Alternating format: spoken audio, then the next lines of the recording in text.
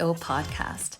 My name is Dr. Cindy. I'm a naturopathic doctor, a single mother of two beautiful girls, a retreat host, and I am super passionate about supporting families as they bring new life into this reality. I want to ensure that we are imprinting love, safety, and trust onto the next generation because I know that the ripple effects of that are far greater than we can even understand. So let's get rid of the fear, the anxiety, and the uncertainty that goes along with the birth process, and let's enter a new phase of reality.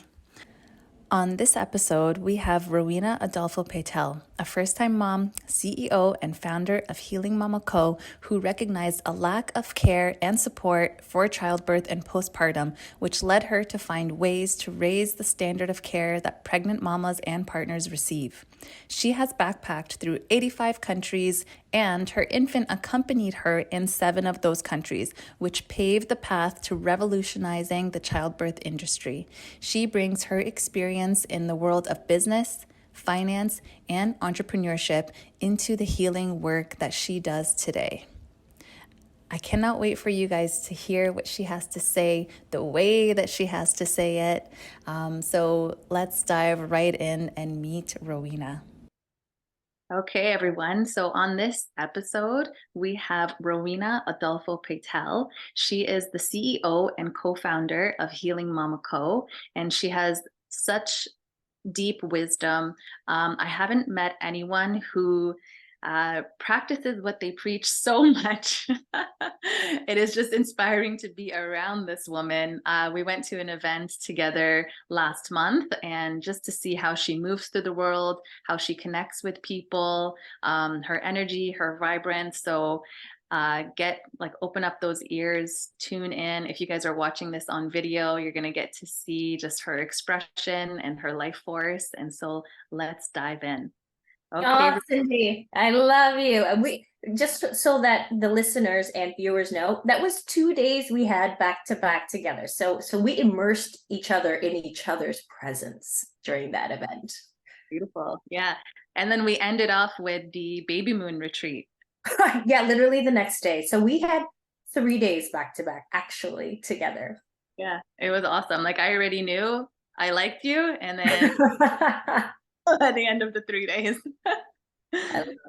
Yeah. So thank you so much for taking the time to come on. And I really want to get started with your birth story. I know a little bit about it, and I just want to hear all of the things because I think it would be really valuable for listeners to hear that.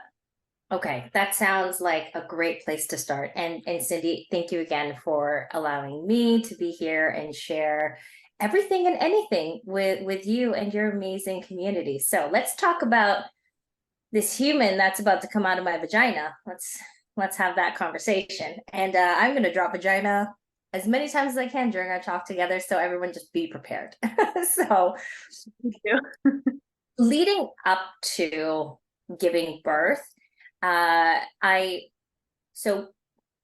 maybe let's start at when my husband and I came back to Canada, because maybe that'll give us a little bit of context. My husband and I were traveling the world for almost 2 years. We became pregnant towards the end of our travels, which we were intentionally seeing if we could get pregnant. We did. We came back and confirmed with our midwife that we were pregnant. And so coming back into what we call, into North America, we call this the matrix here. So we're like, we know we're going back into the matrix. Let's just integrate as best as we can. And so, you know, being a backpacker, you come back with like zero budget. There's like no money left, and you got to find ways to make life work, especially here in Toronto, which is where we live. And I was like, okay, there's a yoga center down the street. Can I volunteer? Let's go and figure something out. I spoke to the people there. I enrolled in their karma yoga classes. I told them I was pregnant. So, you know, from 5 months pregnant to about a week before this baby popped out, I was cleaning that yoga center and I was doing yoga. And I was stretching my pelvic floor, getting this body ready for what was about to happen. Keeping in mind, I had no idea what was about to happen. This was, again, our first baby, first experience. And so I also, me and my husband were both initiated into a very potent form of yoga and meditation prior to coming back to Canada that we were actively practicing. So I had my daily meditation and yoga practice, and I also went to a studio and did actual yoga classes with an instructor to ease my body as it changed with this growing belly through my phases of pregnancy.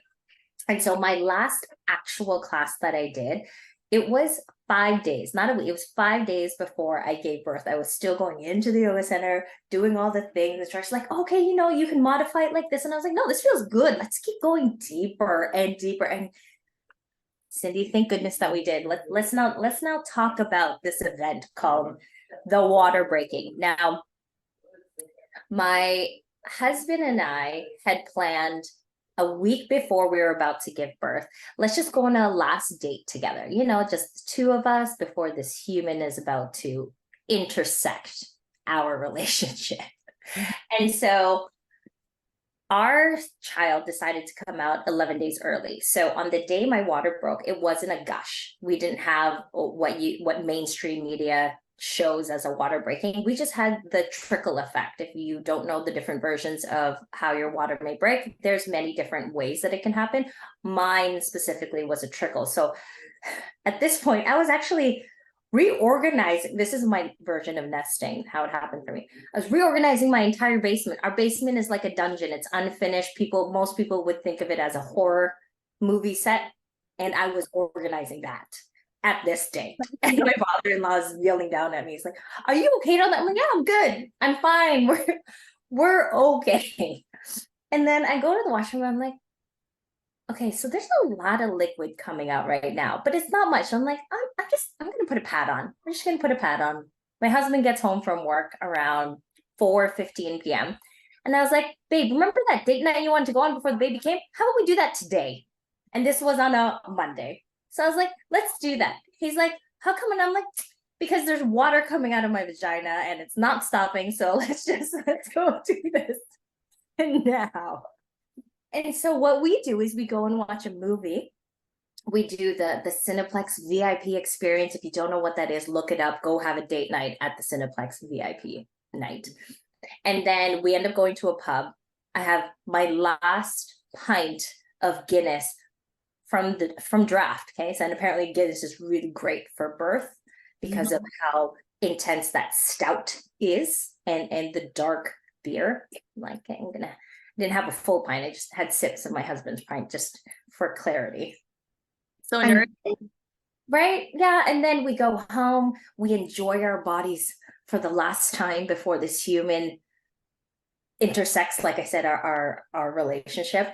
And then we go to bed. And that was how my water broke. I believe that's how it all happened. And I just kept changing my pad throughout the night.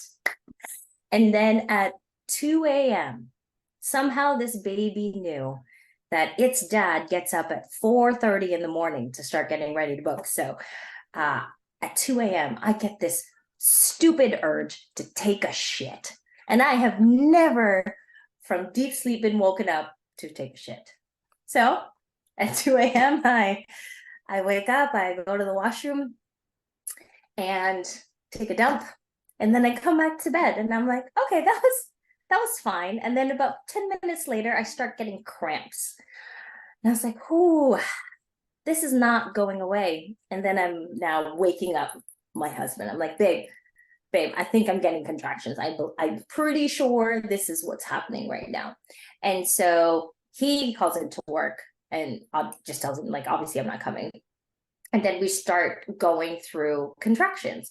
And at this point, it was about, I would say, 5 a.m. to 6 a.m. We call our midwives at that point, or at around 6 a.m., letting them know where we were in the contraction time frame. I have no idea where we were. My husband was handling all of that. And then our midwives arrived by 7:30 in the morning to our place.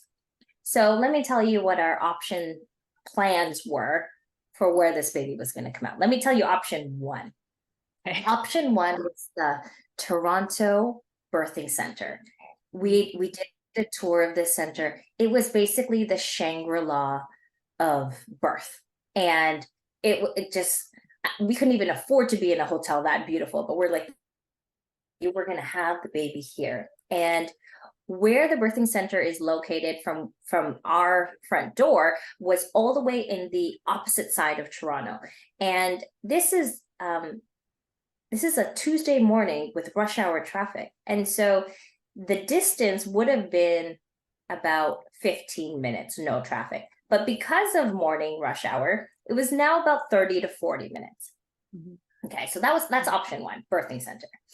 Option two was to go to St. Joseph Hospital's maternity ward, which is a 7-minute drive from my front door to their emergency door. Okay, that's option two. That's it. Those are the only options. Cindy, those are the only options that we thought about. Great. So we're contracting and we're going through as much of what we knew to do from the prenatal class that we had taken and any research that I had done up to that point.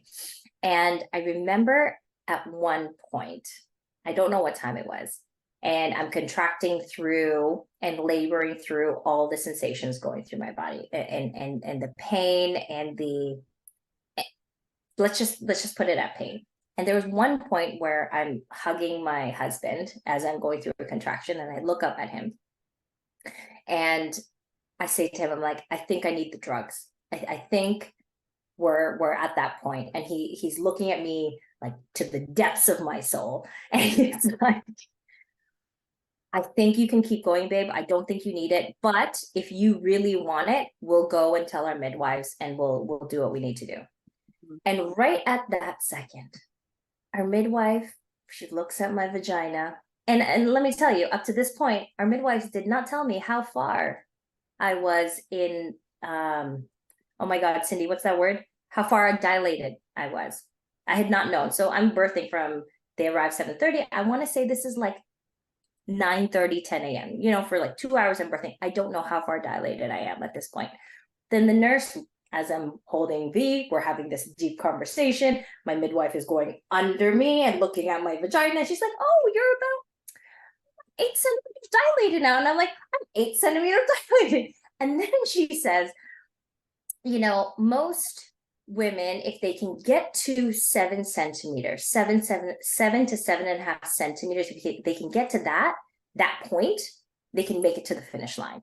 And as soon as my midwife said that, just a wave of, okay, that's a good sign. Let's just be with this moment and see how much further we can go without having to take any drugs, any epidural, anything like that.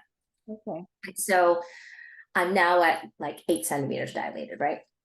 And we look out the window, and this is the day in April in 2018 when we had that freak ice storm in the middle of April.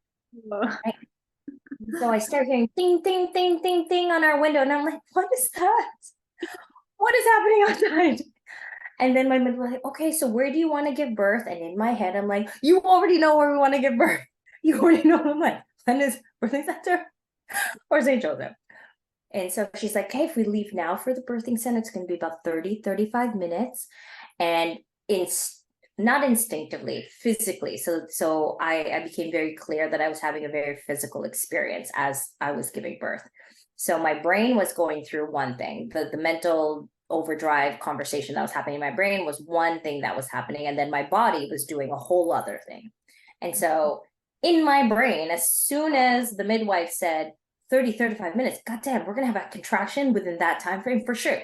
Like that's 100% going to happen. Then my body's like, just no, just an overwhelm. Like that option is not possible. But what happened in reality was silence. I said nothing. I'm just looking at her like, and internal conversations are happening between my mind and my body. And then she goes, or we can go to St. Joseph Hospital, which, you know, is just down the street. And again, my mind's like, oh, we can make it to there. And my body's just like, nope, that is also a negative option. And I was like, what else is left? And I am just silent still as internally these conversations are happening. And then she goes, or we can have the baby here. And then my body's like, yep. And before my brain had a chance to intersect that conversation, I said, yeah, that is it. That's the option. Let's do that. What do we need to do? And she's like, it's nothing. You need to do nothing. So I'm still, moving around, doing the positions. And within 10 minutes, our entire bedroom turned into a birthing center. They had transformed everything. All the midwives, we also had a team of student midwives. So we had a team of 3 people in our room, plus us. Amazing. Ready to give birth. So room is transformed. I'm doing all the positions. And about 10 minutes later, after they transformed, I want to say 10 minutes, it could have been a bit longer than that. My midwife says, oh, I also have the stool in my trunk. Do you want me to get that? In my head, we're like, what's that stool? My body just responded again. Like, yeah, get that, please. And I was like, I don't even know what that is. Like, okay. Sure. Exactly what it wanted, eh? I'm just gonna follow along. I'm just here. I'm here. So the I that I'm talking about is obviously my being, my soul, and then my body is the one who is really in the front seat, really taking the lead on this, and my mind is just in the back seat, just being an annoying backseat driver, right? And so this stool now enters our bedroom, and I look at this, and I'm like, I'm getting on that thing. We're just gonna squat down, and then now I'm in like goddess pose, squatting. I'm like, ooh, all my yoga is coming into play right now. This is fantastic. All those legs up against the wall and like getting my pelvis ready. Totally good. And between each contraction, I'm looking up at the bed, and my head is like, the bed looks so comfortable. Like, let's just go up there and just lay on the bed. And then my body goes, just shut the F up. I'm trying to work here. We are not doing that. We're staying right here. And then at that point, literally at that point, and I need you to get that this is very real. This is literally what is happening all at the same time while I'm having contraction internally, I mean. And then at that point, when my body said to shut the F up, I had my first out-of-body experience in this life. And I remember looking down at myself giving birth, and my head finally shut up, probably because I wasn't even in there anymore. My body was just in the lead. And around 11:13 a.m., I told my midwives, I'm ready to push. And they're like, you are? I was like, yeah, I'm ready to push. And I was like, I don't know who's talking at this point. Who's saying these words? I don't know. These words are coming out of my mouth. It's fine. It's fine. And so I start pushing. They're like, okay, at the next contraction, start pushing. And then 13 minutes later, this child is earthbound while I'm in goddess pose, squatting, no backrest. My husband is my backrest. So he is quite literally squatting too, holding me up. And oh God, Cindy, can I tell you through the whole thing? I'm like, babe, I need you to go lower. I need you to hold me lower. Hold. And he's like this, like this. And before I actually pushed our baby out, between one of the contractions, I opened my eyes and I could see there was a chair, a folding chair, behind one of our midwives that they weren't using. And I was like, oh, babe, do you want to sit on the chair? And I can't see him because he's literally behind me. And I just feel like this. So I feel like he's nodding yes. And after birth was done, and my midwives catch our child coming out of me in squat position, after he tells me, he's like, I was in so much pain, but I knew my pain was incomparable to what you were going through. So I just kept telling him, it's fine. I'm going to hold her up. We're just going to do this. So he didn't get to see the baby crown. He didn't get to, because he was quite literally holding me up while I'm getting this human out of my body, and my midwives catch the baby and then they do their thing. And then that's it. That's I don't know if I've ever shared that in that level of depth and detail, but there you go. That's how that event occurred. It is such a beautiful portrayal of the masculine holding the feminine, literally holding the feminine as she births new life into this reality. How amazing is that? Did you feel held, Rowena?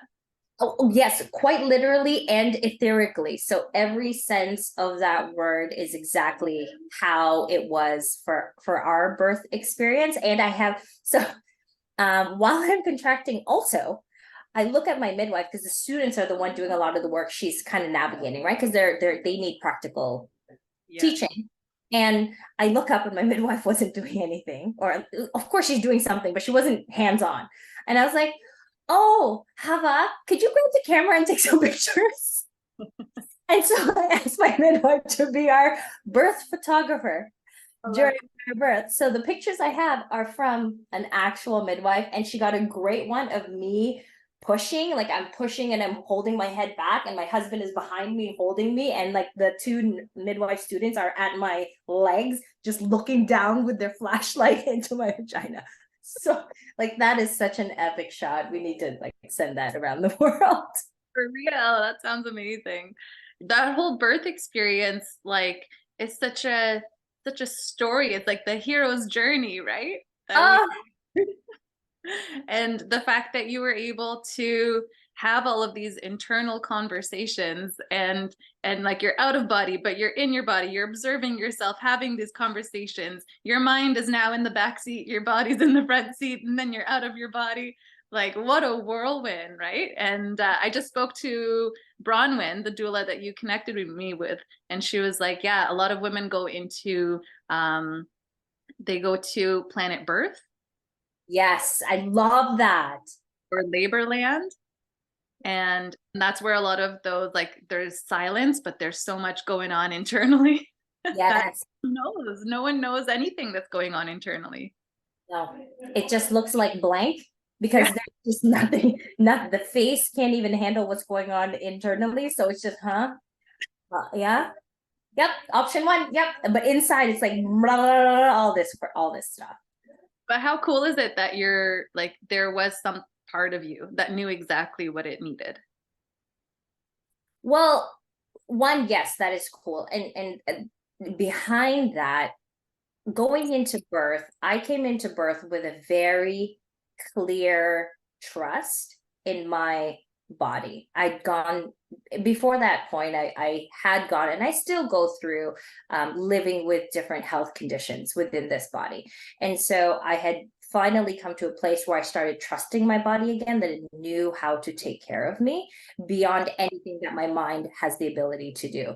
And so I went into this knowing very clearly that my body knew what to do beyond anything my mind was able to know, research, because we've never experienced, like me and my brain have never experienced this before. So my body has in its memory stream of genetics and DNA from my ancestors knows what to do. So I just let that flow, knowing that this was what the female anatomy and body was designed for very clearly. There's no doubt, there's no what ifs, just that's it. And so I just let that lead. There was no, I didn't need to have that experience of surrender or vulnerability because it was a team. Like this was a tag team event, and we needed to be there, and we needed to also get out of the way when necessary. And so this was one of the types of work that we need as a society, not simply for women or just for males, but for human beings as a general, to be able to have the skills, the teaching, the knowledge to know how to navigate this thing called life and this amazing mechanism called the human body. And what does that mean? And so we as in me and my husband have spent a significant amount of time, energy, money, looking, seeking, discovering, and experiencing this knowledge that exists. We just, that manual is just not given to us. Those skills are just not taught to us in the current state of society. So we went out and looked for it, and we found it. Mhm. It's such a testament to your approach to life and the work that you did before even getting pregnant. Yes. Mhm. Yes. I can't emphasize how imperative, how integral taking on just a simple question of there's got to be something better. However way that looks, either a better me, a better body, a better world, a better life, a better perspective, a better religion, a better mindset, a better theology, philosophy, whatever. There has to be something better. And so that question arose for us. And so we seeked out answers. And it's led us on a path that allows us to be the best version that we can be in every single breath, so that we can be what the world needs us to be, and also for ourselves at the end of the day. And so I'm going to say this out loud. I haven't said this out loud before. My husband, before we got pregnant, my husband and I had these conversations of, do we really want to have a kid? I told you I have a genetic condition that I live with in this body. And so what that also means is I will pass on probably an 80% to 50 to 80% chance the genetic condition I live with to my offspring. And so do I want to do that? Do I want to have that be passed on? Possibly, really high probability. And two, the world doesn't need more humans right now. Right now, the current state of humanity, resources, and the world, we don't need more humans.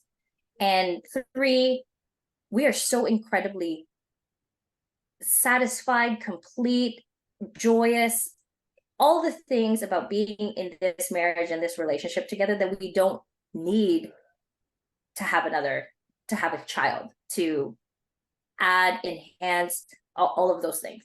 We wanted it, but it wasn't something that we needed to do. So with these three factors, we're like, so why have a kid? Now, it's a very real question we had for a few months before we started conceiving or trying to conceive. And speaking to some of our friends who had kids, and what their responses are to that question is why have a kid? Why did you choose to have a kid, knowing these three things, right? And we both came out with one answer that we both mutually agree on. And the only primary reason, logic reason that we had a kid was pure curiosity. Just what is this thing going to look like when your genes, my who I am, and you, who you are, comes together and makes a human? What is this human going to look like? So going into birth, it was curiosity. And then the other side of it is, my husband had said for years leading up to before we gave birth or conceived, he said, if you need a license to get a gun, if you need a license to drive, then shouldn't there be a license to become a parent? Because this thing is the hardest, most difficult project that's lifelong, that you can never get out of. Really. Mm-hmm. Shouldn't there be a training program for this? Yeah, something. There's no prerequisite. There's no, there's lots of books out there, but there's no like official manual, There's no just like, oh, you're bleeding now, female, and you've got another piece of anatomy to go into that bleeding thing. You're ready to have a baby. These are two very real conversations we had before having this baby, and we still had the baby with all of those conversations. And so curiosity, and let's go and do this. So healthy curiosity. Yeah.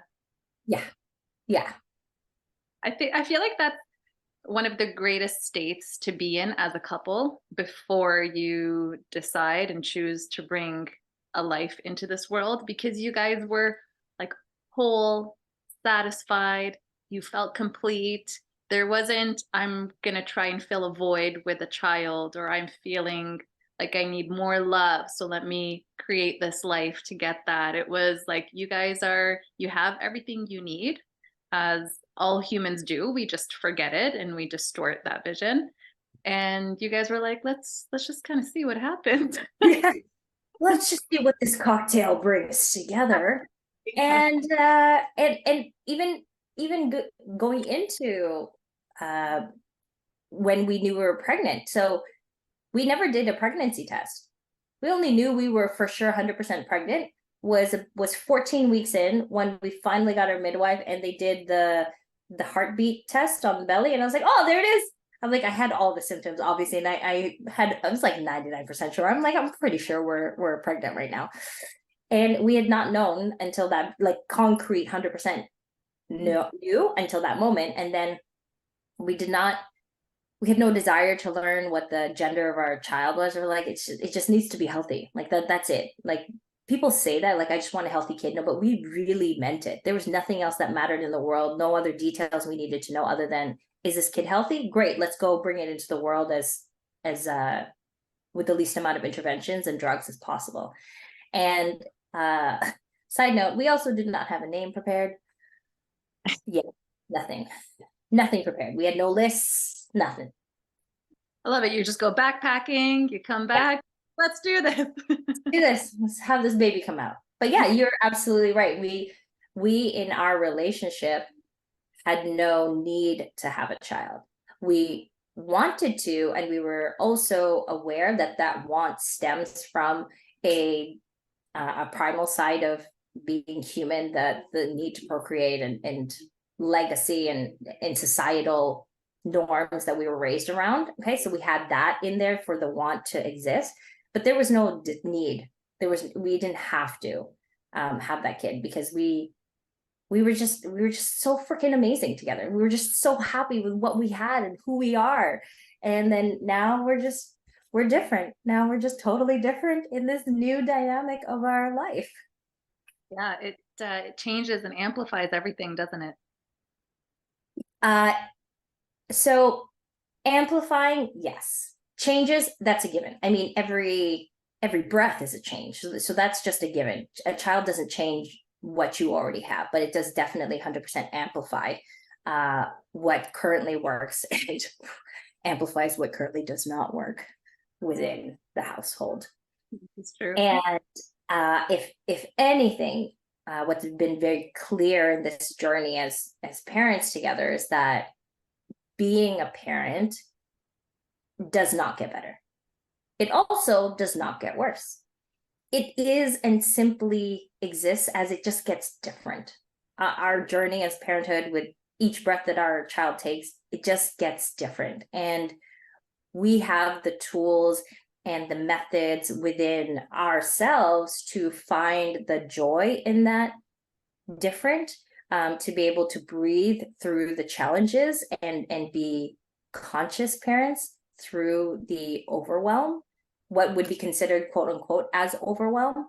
And when things are not working, we have the basic foundations of our relationship to always hold us up when our beings are just like at energy is just done and physical is done, mental is done. You know, we have our basic foundations of who we are together to hold us up. And that is something that became very profound as new parents. And we didn't at least my own experience, I did not come to the full realization of what that would have as an impact to me individually as a new mom. And so having had that and experienced that, it brings a whole new idea to the word parenting, that it's not called solo renting, it's called pair. You need a minimum of 2.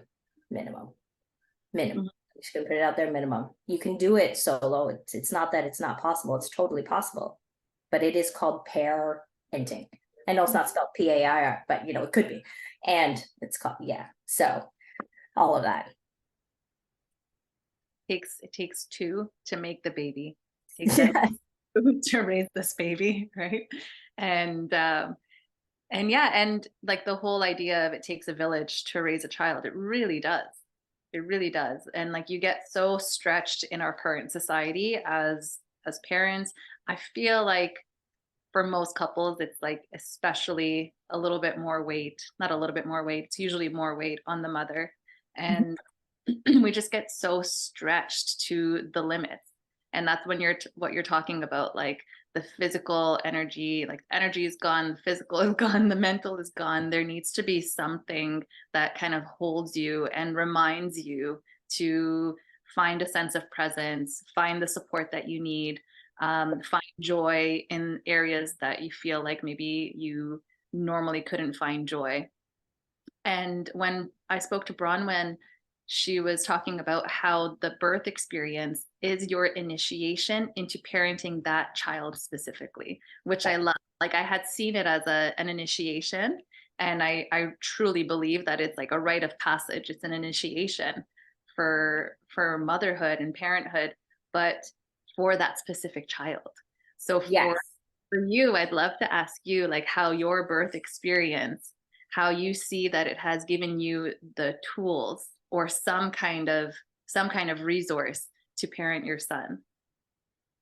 So one of the things that we were taught early on in our journey of discovery and in just being a human being, we got very clear in the understanding that each child that goes into the womb of a female chooses that womb. So it's not that I just chose, we chose each other. So this child chose me and my husband to be the people that are going to support them earthbound here right now, and that we also chose this child because we were inviting it to come into our life.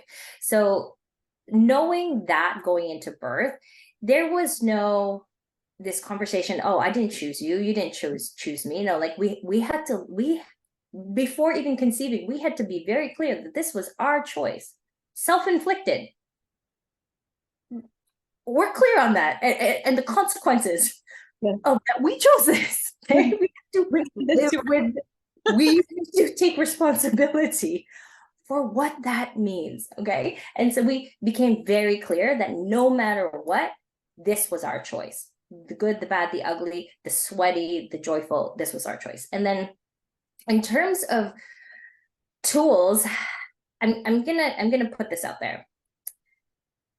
This child gave us the tools to practice everything we had ever learned and what we were practicing within ourselves and in our daily yoga and meditation and spirituality.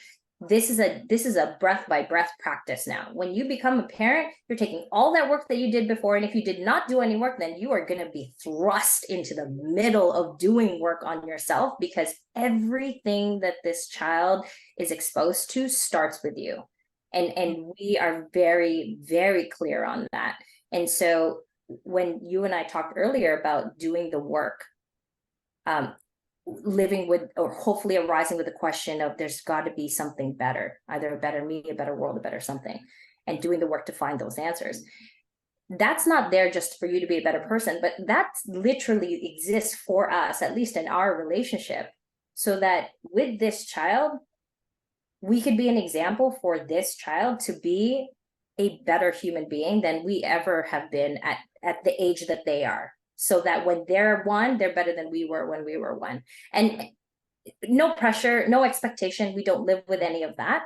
Just it is our responsibility to cultivate an environment within this, around this human being, so that this child can grow and experience and explore their possibilities, his little possibilities, in every possible way that he can. And that our job is not to raise him. Like we just don't live with this. Okay, this is okay. We're gonna have this conversation out loud. Okay. we don't live with this concept of raising a child or raising a kid. And if you really look at where that conversation or the context of that comes from, we can take it back to as simple of a conversation of farming. Like if you look at a farmer, who does a farmer raise? Raises its cattle, raises its animals in its farm. And so they treat this, we'll use cattle. They raise the cattle with love, give it the food, the best food that it can. And then ultimately that farmer knows what the end of the line is for that animal, that cattle on its farm. And that is the slaughterhouse, right? So the idea of raising comes with a final picture. Where in parenting, we don't have a final picture. I don't want him to be this, I don't want him to be that. He's just going to be what he's going to be, and we're going to be with him no matter what through all of those journeys. And then if you look at the same context of that farmer, if you look at the way that a farmer farms its crops, it doesn't just sporadically throw the seeds on the grass and be like, I hope you grow. You're going to throw it there. It's a Monday morning. It's going to grow and it's going to become apple trees. You know, farmers don't do that. and they don't know how seeds are going to grow. The only thing a farmer can control is making sure that the land is towed, it has the proper nutrients, that it puts the proper amount of water on it, the proper amount of vitamins, there's enough sunlight coming into it. So all the farmer can do is cultivate an environment for that seed to grow. And whether that seed grows or not, the farmer can't control that. It just hopes that with all this hard work, that it is going to grow and be fruitful and bear fruit that even the farmer will not even be able to recognize. And so we take that story, that idea, that concept into us as parents. It's not my job to raise him to be happy, joyful, you know. I will say this, we have two things. One thing is just like, don't be a dick. So when we notice that he's being a dick, we intervene, because that's just not necessary in any point in life. And so outside of that one thing, our job is not to make this child happy. Our happiness hopefully will reflect onto him, and he'll be able to figure that out. When he's got questions, he comes to us. And so we do our best to cultivate an environment around our child. And that also includes having extended family and living with their thought processes and the way that they were raised, which many may find not something you want around your kid at all times. And my husband just reassures me. He's like, well, if he can handle being around that, then he can handle being around other annoying human beings, because we can't guarantee that everyone around him throughout his life are going to be agreeable and happy and understanding. There's going to be some assholes out there. There are going to be some people who are very close-minded or limited in their perception, and he's going to be able to handle it. So why not start young? And I was like, got you. I am with you. Let you deal with 1950s and 1940 mindset in your surrounding, and see how you navigate that. And seeing them as humans and loving them, Yes. It's, you have that mindset, therefore I'm going to exclude them out of my life. It's like no, they have that mindset. I know they don't agree with everything that I say or think or feel, and yet I love them anyways. 100%. And our child needs to also understand that basicness as being a human as well, is that you can love and accept without having to agree or have to give up or sacrifice. Like, no, none of that shit needs to exist in our lives. And so I hope that answers that last question that you shared or you asked in terms of tools, because it's a whole bunch, but I hope that helps support that. Yeah. I feel like, I think it's your approach to life, like you and your partner gave you a lot of tools in the way that you approach parenting as well. But the question was like how the actual birth process, like the physical and the mental stretch that it often entails, initiated you to parent this specific child.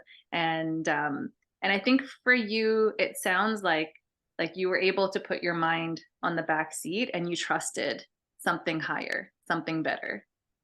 And yes, and something that knew better, at like just basic understanding logically. If I looked at it like I said, genetically, my genes know what to do, my ancestors knew what to do, and it lives within me. So I just took that basic understanding. And in terms of the initiation, yeah, there's no greater initiation, there's no greater transformation. If you've never experienced transformation up until birthing your child, then you will experience it.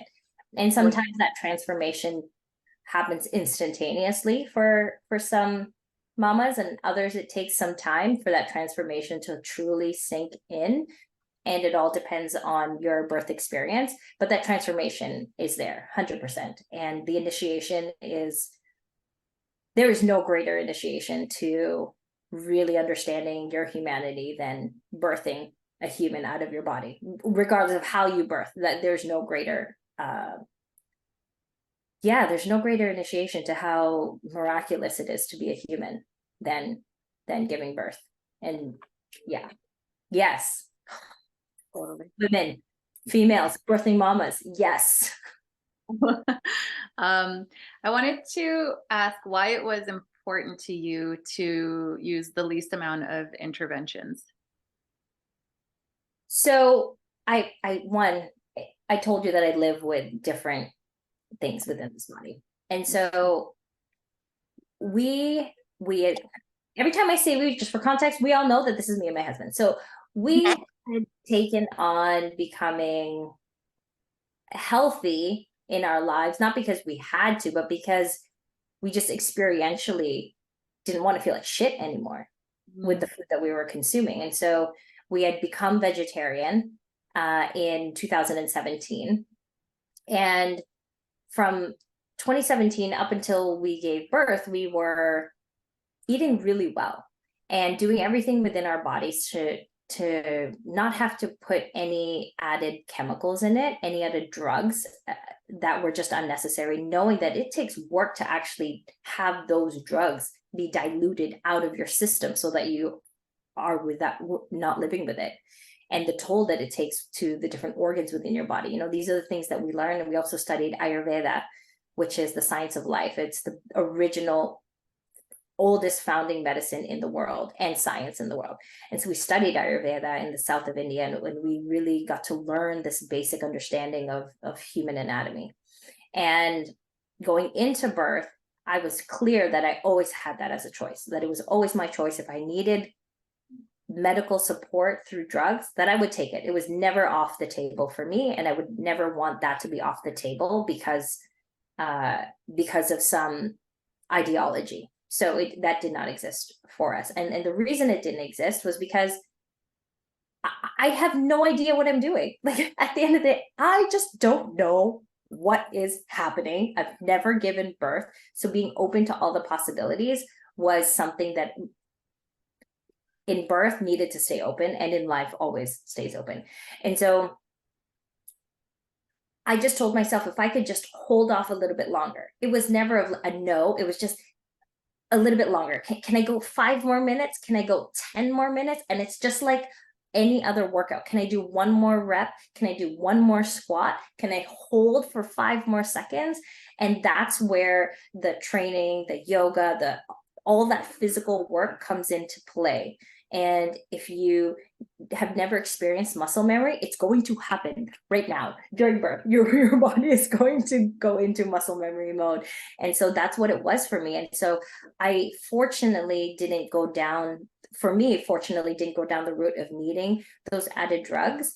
Also knowing that there's a possibility that if I did take an epidural for pain management, that there is a consequence to that. Consequence doesn't mean anything good or bad. It's just the consequences I may be living or having to deal with other pieces of healing in postpartum through the injection site and what the epidural could mean for this body. And I just, for me personally, I did not want to have to deal with that on top of healing my entire anatomy after giving birth on top of that. So drugs was really just, can I go a little bit longer? And that's it. That's all it was for me. Just, okay, a little bit longer. And really what I said earlier in my stories, when the midwife said most women can make it to the end after 7.5 centimeters, I'm like, all right, that means we're almost at the end. So let's just keep going.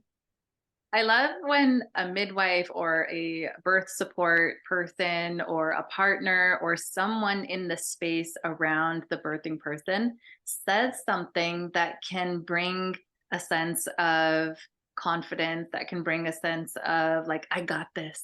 Yeah, reassurance. It can be such a like TSN turning point for mamas. It's crazy.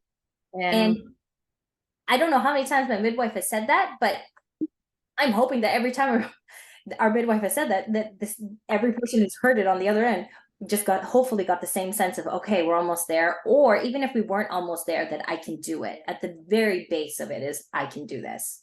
Yeah. That's the thing. Like, I can do this. I got this. Like, there's a part of me that is capable. Exactly. And I just needed to get my brain to shut the F up because it had no idea what it was doing, for sure. Get back in the back seat, brain. Go back there, okay? Let the body talk. I need to hear what the what the body is trying to tell me, and you're just being way too loud right now. So we're just gonna. Yeah. And you said getting out of your own way, which is a big component for a lot of women. I think getting out of your own way, knowing how to get out of your own way, and that can come with previous training or just something that happens in birth where you're able to let your mind, your brain take a back seat and let your body and your I want to say instincts, but let something more primal kind of Yeah. take over. Yeah, exactly. Exactly. So thank you for sharing your amazing birthing story, first of all, and how that kind of has initiated you into motherhood, into parenthood. But there's another piece of the story surrounding birth for you, and you birthed this whole company after Yeah. having a child. So I'd love to hear that story, that kind of that origin story, the birth story of this company. Yes. So, it actually first started when I was still pregnant with our kid. And so it started when we were about 7 months pregnant. And I'm not sure if you heard earlier, but my husband and I, we actually did a prenatal program because this is 2018, so before the pandemic. And our program was a 6-week in-person, really intense prenatal program. And the dietitian actually cooked for us different recipes and meals that we could do on our own. And we're like, this is Oh, great. We got fed and we learned stuff. wow. But I'm going to tell you, Cindy, that not once in this prenatal program did they talk to us about this ketchup bottle that I'm going to apparently use to clean my vagina with. And like I look at this and I'm like, yeah, I can put ketchup in here, I can put mustard in here. I would not think looking at this that this is what I'm going to use for on my vagina after birth, right? So not once did they talk about these things. And then And not seeing the visual, she's holding up one of those Perry bottles that they give you in hospitals, and the midwives will give you as well. yeah, exactly. Well, this one was from my midwife, and I still have it. And we also do carry it at Healing Mamaco, which is the company I'm about to talk about. So uh, we had done, like I said, this program, and it wasn't until we were about, I was almost 8 months pregnant, and my husband's best friend's wife, she just had her first baby. They had their first baby. And so our kids are actually 6 months apart. And so we were going to visit them after about 6 weeks. And she gives me a gift. And I'm like, oh my God, what are you talking about? I'm here to give you a gift. You just birthed a human. And she's like, no, no, no, Rowena, like this is for you. And I'm like, for me? She said, yeah, not for the baby. I'm like, oh, really, what am I going to need? She's like, just trust me. Okay. And so that was when I first pulled out this ketchup bottle, this Perry wash bottle. Actually, the actual name for it is a perineum wash bottle. And so I pulled this out. But the thing is, she didn't actually give me the perineum wash bottle. She actually gave me a condiment ketchup bottle that she probably got at the local dollar store. And she's like, that's just like the ones they give you at the hospital. I'm like, they give you freaking ketchup bottles at the hospital? She's like, no, you're going to use it to cleanse your vagina. And I'm like, what? I'm gonna use a ketchup bottle. Literally, it was a ketchup bottle with like the pointy head, and it had the lid on it. And I was like, girl, I have no idea what you're talking about. Okay. And she's like, okay, I'm telling her, okay, that's cool. I trust you. And then the next thing I pull out was a bottle, and you know what? I have it here with me. The next thing I pull out is a bottle of alcohol-free witch hazel. And I was like, who is this witch? what what am I what am I gonna do with her? She's like, oh, you can put some in the bottle. I'm like, what? I'm gonna put this witch in the bottle. 30 plus years of life, Cindy, I'd never ever heard of witch hazel. Not as a toner, beauty product, nothing. Never heard of it. And then my girlfriend says, oh, you're gonna also use that to make some padsicles. And I was like, I'm gonna make popsicles. She's like, no, you're gonna make padsicles. You're gonna put that on your vajayjay. And I'm like, I'm gonna put popsicles on my vagina. What the F are you saying? Going on? Is this mumbo jumbo that you're saying? And so I go into the deep dive black hole of Dr. Google after this visit with our friends. And I spend almost 60 hours at 8 months so pregnant of what is birth for me, the person who's going to have the baby come out of their body. What is this thing called postpartum? What does that mean? Because I did not truly understand the context of what postpartum meant. And how do we get better? What, like you get a cast when you break your leg? Like, what is this protocol after giving birth? Learn there is no protocol. Very quickly learned that. And I was like, what the F? A lot of what the F's happened at that point. I'm like, what have people been doing? I don't get this. And so I ended up, compiling this list of all the things that I would need to buy on top of what my girlfriend had given me. And so I was looking up different companies who hopefully had boxes or kits that I could buy because I'm 8 months pregnant, about to give birth, and like, here's my money. Just please deliver the stuff to my front door. And the best kit I could find at the time had like 10 different products in it. It was over $200, or yeah, 10 to 12 products in it. And I was like, well, why is this so expensive? Like, what are these magical items? And none of them had diapers. Like, for me, not for the baby. Because apparently that was like number one on my list. I need to get diapers. I'm like, I didn't know I was gonna wear diapers. How come the nurse didn't tell me this? I don't understand. So I was like, F that, I'm gonna buy all these things on my own. I ended up going to 5 physical locations, and one of them was at the Toronto Convention Center for the One of a Kind trade show, because there was one vendor who had postpartum products that I wanted to try for myself. And I'm like waddling through this convention center trying to find her through all these hundreds of vendors. And also, that was the day before my last midwife appointment. So I'm trying to get in and out as quickly as possible. And so I end up with this bookshelf stacked with product. Our bookshelf is about 5 or 6 shelves, and it's just stacked with product by the end of all this. And we end up also going to 3 different online stores and paying 3 different shipping fees to get more items. And my husband and I looked at this bookshelf after this shopping spree that I just put myself through. And I was like, one, why was that so effing difficult and so much time? And how did I spend all of that money? Like, who's going to use all this? My husband was like, I don't understand. Where's all this going to go? Who's using this? And then I was like, I don't know. My list told me this is what I needed to get, and I got it. We've never done this. Let's just go have the baby. So again, you heard my birth story. We have the baby, and 3 months postpartum, every single product had been used. That shelf was almost fully empty. We had a few things to restock, but we'd use every single product on that list, on that bookshelf, everything. And it was my husband who actually said, how can we take this bookshelf and give it to everyone, especially first-time parents who've never done this before? And I was like, I have no idea. Can we just deal with this baby, and then we'll just deal with that idea later? Like, what the F? Love that idea, but we got a newborn over here.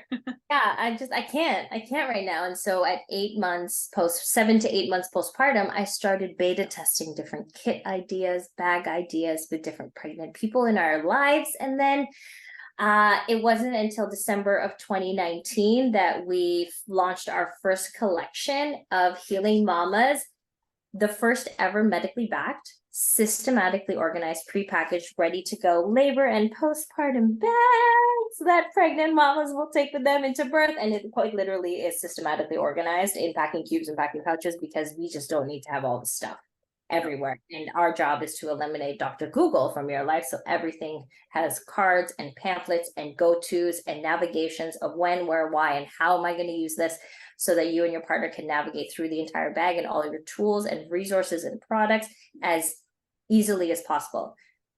I will have a disclaimer in there. Your overwhelm will not be lowered by our bags, because there's a lot that we give you, okay? This is the first aid kit. Our bags are probably more than you thought you would need and or go through, but I promise you that every single item in there is an item that you will use during birth and after birth. And so, and let me also mention that we have the birthing partner a backpack, and it is filled with packing cubes and pouches also, because partners don't know what they're doing. Nobody knows what they're doing before this process. No, Yeah, no. exactly. And so our bags are here to be able to support every birthing mama, every pregnant person with the products and tools that they need through birth and into postpartum healing and recovery. It quite literally is the recovery regimen. It's the recovery protocol from birth that our healthcare system and our prenatal programs have just been unable to provide to expecting people. Yeah. There's definitely a gaping hole there that you're filling. And I had the same experience. I had to go to, all these different stores, all these different online shops, spend so many hours researching what I needed, listening to different experts and reading different books and trying to figure out what I needed, how I was going to use it, and then organizing that, all while still working and preparing and doing the things that you got to do before birth. So this is a service, like you're raising the healthcare standard for women and making it so much easier for them and their partner and their families to have like it's still going to be healing, but at least you're going to have the resources and tools and support that you need on that healing journey postpartum. At your It's fingertips. at your fingertips and with booklets. So it's not just the person who put them together that knows what to do. It's their partner. It's whoever, Yes. grandma, the aunts, the mom, like whoever is coming to support the family will Yeah. know what to do and how to support them a little bit better. So it's like this company that you birthed postpartum. It's so necessary. So thank you for your service to humanity. Thank For you. Thank you. I appreciate it. And it's one of those where how is nobody doing this? That was the first one. And two is, what have women been doing about afterbirth? And it's the answer is, we suffer through it, we deal with the pain, or this is just the way that it is. And I am so sorry, but those responses are no longer acceptable in this age of comfort and convenience that we get to live in right now, in the state of where resource technology is for humanity. And so maternal health care needs to advance. There's been literally no innovation in maternal, postpartum, and birthing healthcare until the last few years. And so we are here to raise that standard of care and really revolutionize what the birthing industry currently has as a standard. And quite literally, there is no standard, because every midwife, every hospital has their own separate protocols, which makes no sense, because cancer has one protocol, right? After surgery care has one protocol. We've been giving birth since the beginning of time. we should have this down packed by now. Like I said, we need more than this. We do need the witch hazel. We need the herbal sitz bath. We need the items to support our postpartum contractions. We need stuff given to us that's more than just a mesh underwear. We also need the diapers. We need the maternity pads, and we need the padsicles.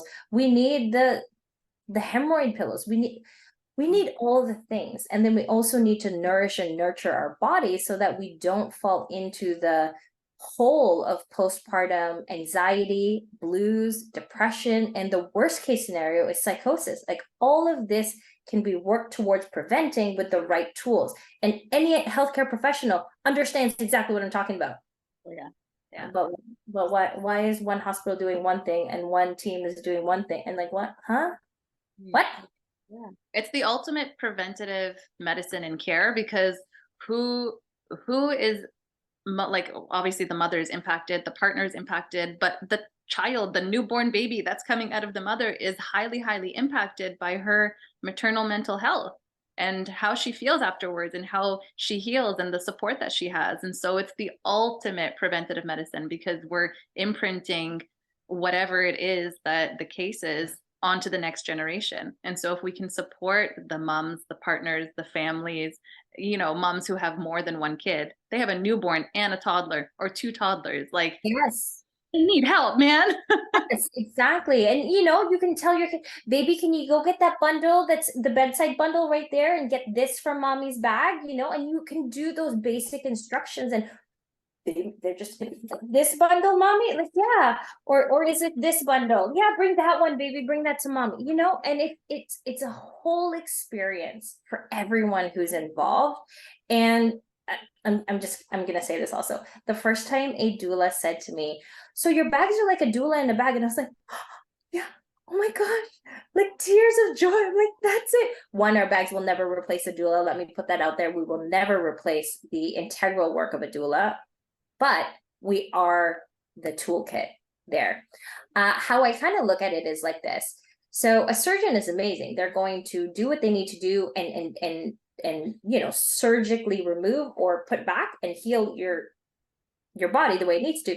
But surgeons still need the scalpel. They still need the thread. They still need their tools to be a surgeon. This is it. These are your tools. These are your tools to birth this baby with your midwife, with your doula, with your OB and your nurses. This is the stuff. That's it. Just that logical. Yeah. I love that you've also added things for moms who had a C-section. Yes. So we just released in September of this year our new cesarean care labor and postpartum bags. So we have an essential version for cesarean, and we also have our basic essential bag. So this is what we deem to be the basic standard of care for somebody who's going into birth. And for us, basic standard of care is over 60 pieces of product. That's what it is. And it's not that 10 or 12 items. So we have 30 products in total. And like I said, a total of over 60 pieces of those products within our essential bag. So we have our essential bag, and those are great for mamas who are hoping to have a vaginal birth. But even if you have a cesarean birth, the essential bag will work for that outcome. But our moms who are going in for a scheduled cesarean, then we have our essential cesarean bag. Where these bags are like the sweetest spot for someone giving birth is for an experienced mama to be. Even if you're a first-time mama and this is the budget that you have, you get our essential bag, because again, basic standard of care. But a mamas who've done this before, they just need to top over the essentials. That's what this essential bag, these bags were designed for. And then we have an ultimate labor and postpartum bag. That is, that bookshelf I just told you about with those 5-6 tiers of all those products. That is the ultimate bag. It's a bookshelf in a cute blush pink bag. There's over 100 pieces of product within our bags. It covers you from a vaginal birth to a cesarean birth. And then we also have an ultimate bag for our cesarean first-time mama. So if you're a first-time mama, you're going in for a scheduled cesarean, you go for the ultimate cesarean. If you're going in hoping for a vaginal birth, and whichever way birth is going to go, our ultimate bag will cover you from a vaginal to cesarean. But our scheduled cesarean bag has 2 specific products in there designed specifically and only for cesarean care. Mm-hmm. And then we have over 100 individual products. So even if you don't want to get one of our bags, you can shop our cesarean care shopping category and see the products we have that have been vetted for safety and efficacy in healingmamaco.com. We have like 14 different product categories. One of them is vagina care, one of them is cesarean care, one of them is postpartum skin care, and all the other things. So even if you don't want to buy our bags, you can buy the individual bundles if you want just what's inside portions of the bag, or you just build your own and just buy all the things from Healing Mama Co. versus having to go to other marketplaces and read like 4,000 reviews to see if this product is worth spending the money on. We've quite literally done that work for you, so you can pick and choose what works for you. And so we have products from $1 up to $500. Mm-hmm. Yeah, you've done so much of the work, and it's also like having that sense of I'm cared for. Like if something happens unexpectedly, I have at least like a resource, a tool, like I can still feel okay on that healing journey, because like you're dealing with so much as like, let's say it goes to a C-section, on your first time mom, and you weren't expecting that. And you're dealing with, the idea of maybe a little bit of shock. Yeah, shock. And post-surgical healing is very different from vaginal healing.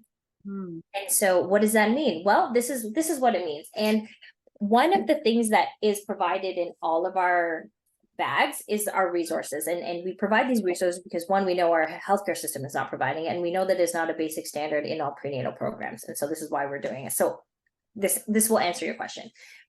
We provide you with the postpartum depression guide. Okay, so we know what the signs and symptoms could be, and we're able to figure out how to handle that.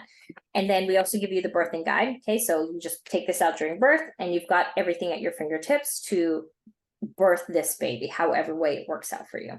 And then you get the Healing Mama guide. Okay, in here, this is your encyclopedia to labor, delivery, postpartum healing, introduction to lactation, all of that. That's in here. Even if you got our essential labor and postpartum bag and you end up having an emergency C-section, we give you every single product in every single one of our bags, meaning our cesarean bags in here. So you end up having a cesarean, you go to our cesarean bag section, you look at the products that we recommended that are in our bags, and you see if you have that in your bag. If you don't have it in your bag, you go to your local drugstore, you tell your partner, your husband, to go out and get these products for you. We tell you how to use them. They're all in here. So even if you don't have that bag, you'll have it here at your fingertips. And then we give you all of the cesarean care in the cesarean care section in our guide. So we give that information to you here so that you know what to do and where to get those items. So, or you just come back to healingmamaco.com and we will ship it to your door. We get all our shipments out within 2 business days, so you can get it as quickly as possible. And so in terms of dealing with all birth outcomes, we give it to you at your fingertips, whether we give it to you in print form or you get the bag and you literally navigate through the bag to support your healing. It's all at your fingertips when you have one of our bags.